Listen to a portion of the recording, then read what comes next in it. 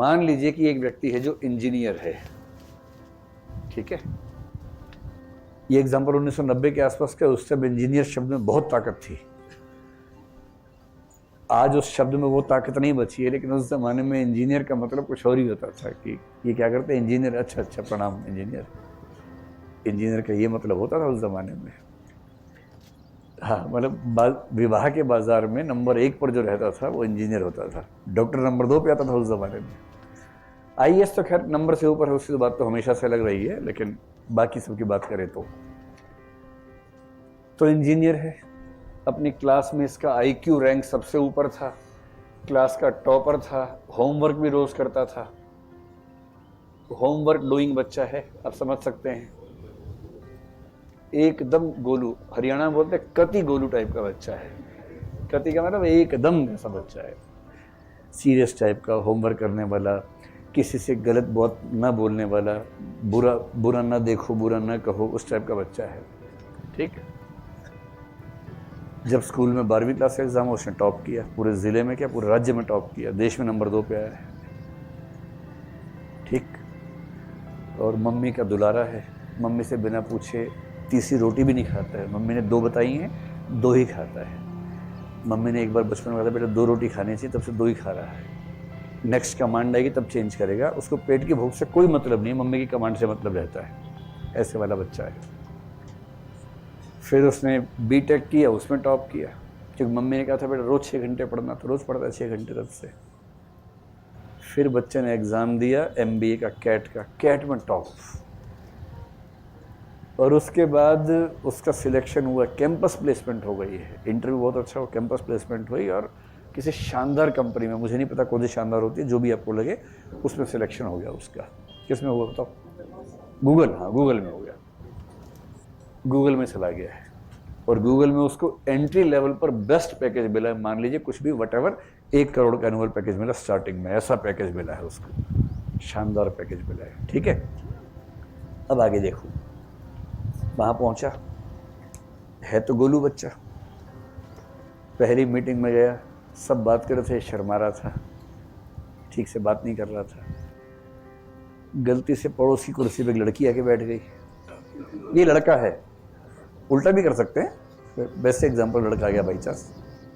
जैसी लड़की आके बैठी, अभी अपनी कुर्सी उस तरह होने लगा कि हाय राम, मम्मी से पूछना पड़ेगा बात करनी है कि नहीं करनी है, तो बेचारा क्या करे, थोड़ा भोंदू किस्म का बच्चा है, दिमाग बहुत तेज है, आईक्यू भी ज़बरदस्त है, लेकिन इस मामले में भोंदू 1 नंबर का।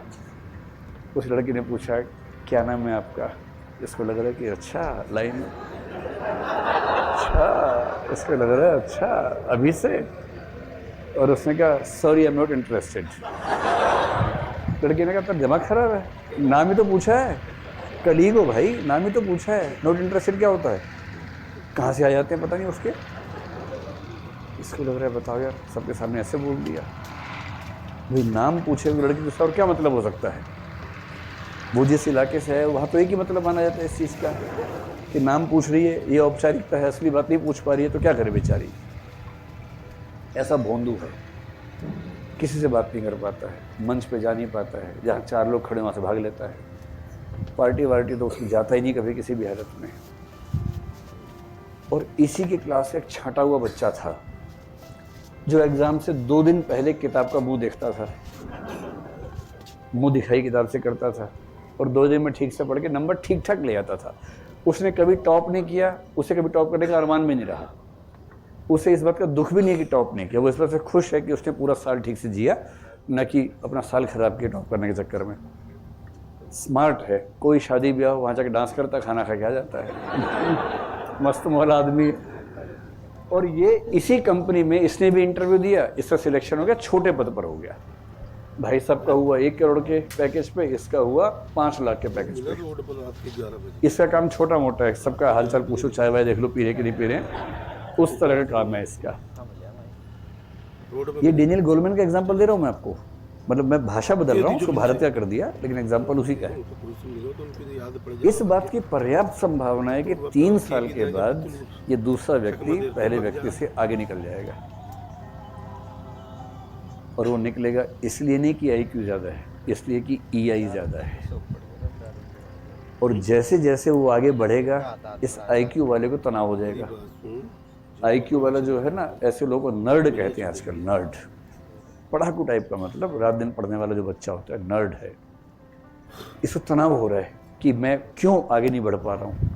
ये इतना खराब बच्चा था क्लास में, झूठ भी बोलता था ये, तो इसको नौकरी मिल कैसे गई और ये आगे बढ़ता जा रहा है, और मैं जो सतयुग का बच्चा हूँ मैं आगे नहीं बढ़ पा रहा हूँ। अब इसको तनाव हो रहा है। इसके पास तनाव का समाधान एक ही है, इसने सीधे गूगल पे गया, अमेजोन पे गया, बुक ढूंढी, हाउ टू बी स्मार्ट। सबसे गोलू स्पीशीज वो है जो हाउ टू बी स्मार्ट के लिए किताब पढ़ती है। हाउ टू गेन कॉन्फिडेंस, इसकी एक किताब और पढ़ लेते हैं।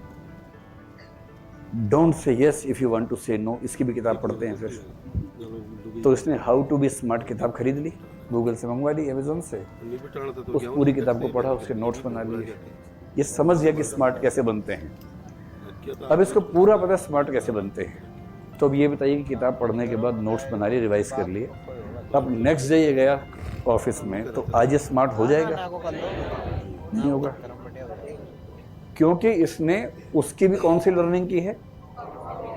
कॉग्निटिव लर्निंग की है।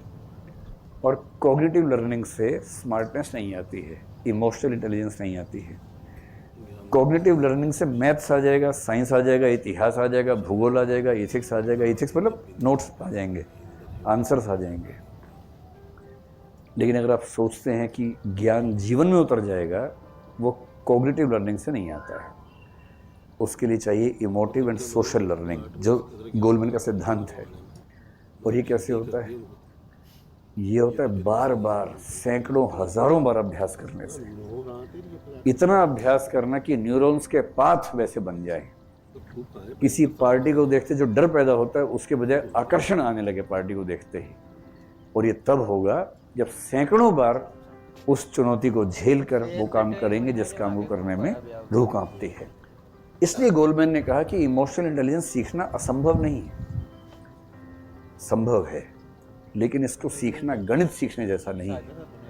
इसको सीखने के लिए लगभग उतनी ही मेहनत करनी पड़ेगी जितना सद्गुणी बनने के लिए करनी पड़ती है सुकरात के यहाँ। उतनी मेहनत करेंगे तो वो स्मार्टनेस आती है जिसको हम इमोशनल इंटेलिजेंस कहते हैं।